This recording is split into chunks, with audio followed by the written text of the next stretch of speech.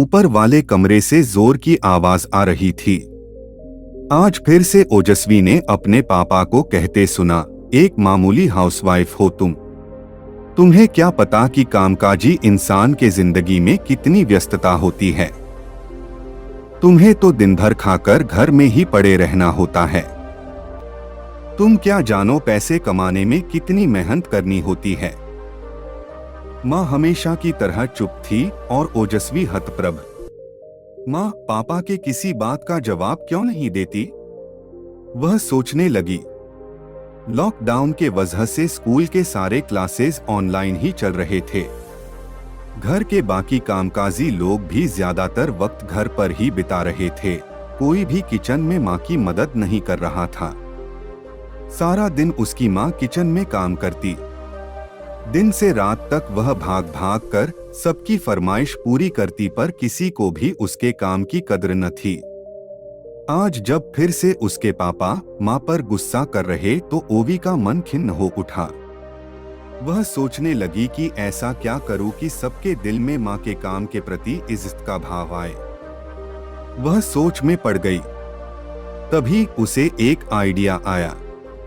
वह लपक कर अपने कमरे में गई और अलमारी से अपना कैमरा निकाल कर ले आई।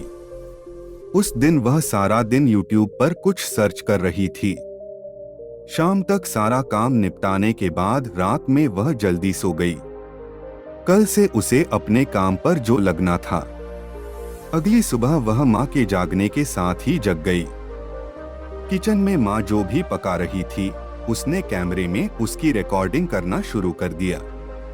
माँ ने पूछा तो उसने जवाब दिया, स्कूल के कुकरी कंपटीशन के लिए रिकॉर्ड कर रही हूँ ताकि उस वक्त मुझे और मेरी सहेलियों को इससे मदद मिल पाए। आप बस सारे सामग्री और तरीके को भी साथ में बताती जाओ। माँ ने ऐसा ही करना शुरू किया। अब यह रोज का काम होने लगा। वह किचन में माँ के साथ रहती, सारे डिशेज रिकॉर्ड करती और बाद में अपनी पढ़ाई पूरी करने के बाद फोन में कुछ करती रहती। इस तरह दिन बीतने लगे। ओवी के साथ समय बिताने से माँ अब थोड़ी खुश सी रहने लगी थी। एक माह बीतने को था। आज मदर्स डे था।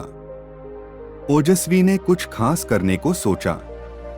अपने आसपास रहने वाले दोस्तों की मदद से उसने पूरे हॉल को अच्छे से सजाया। उसके बाद कमरे की लाइट बंद कर दी।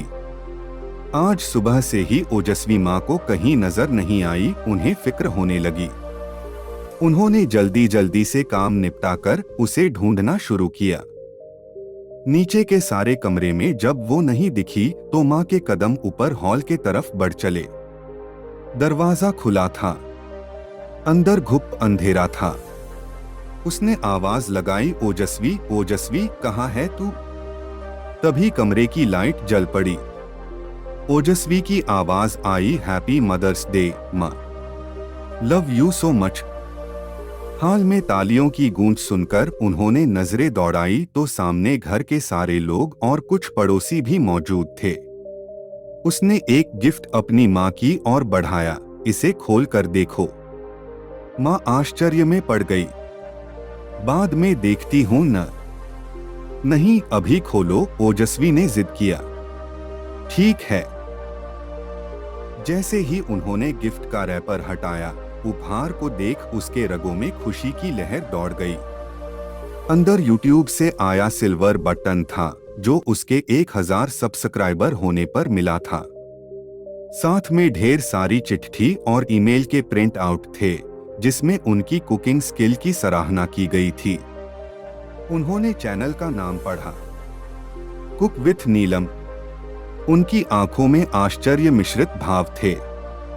उन्हें यकीन ही नहीं हो रहा था कि उनकी छोटी सी बिटिया रानी ने कैसे ये सब कर दिया।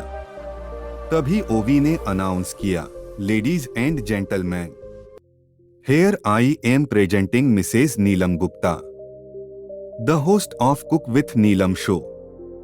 सबने जोरदार तालियों से उनका स्वागत किया। वो भावविह्वल हो ओजस्वी के गले लग गई।